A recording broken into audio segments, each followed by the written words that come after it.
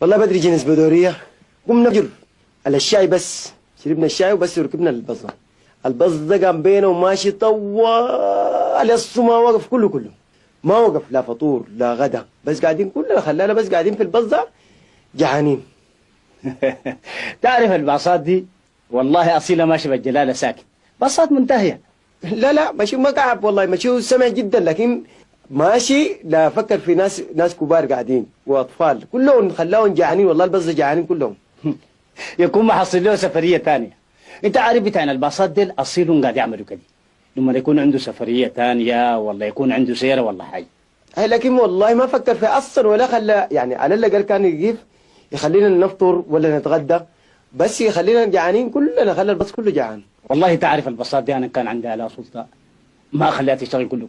عربات ظهرها قوي يا اخي، يسووا فيها صناديق ويشيلوا فيها البني ادمين، في اصيلة بتاعت بضاعة. ما في بضاعة، هو كان في بضاعة في البص، كان الناس دي ما جعانين، كل الناس دي جعانين ولا ماكلين، كانوا البضاعة دي والله على الأقل.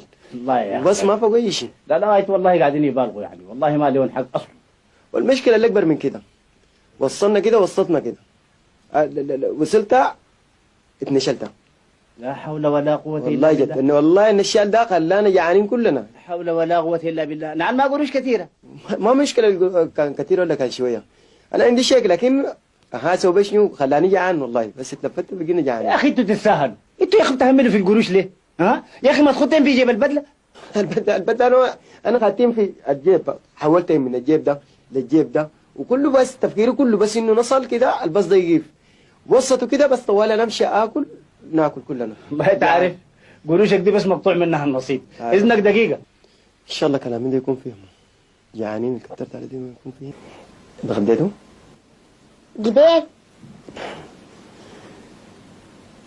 اتغديتوا بشنو؟ بيوك وبطاطس ولحمة. كملتوا؟ لا في؟ لا لأنه إحنا عندنا بيت بكذا هنا أدينا لهم كله. هذا؟ بكذا هنا كل الحياة شفتها؟ قبل شوية ما شفتها، شايلين الصواني والصحانة بالجاي. شايلينهم من بيت البكا، جبتهم من بيت البكا فاضيات؟ ما تزيوك؟ لا.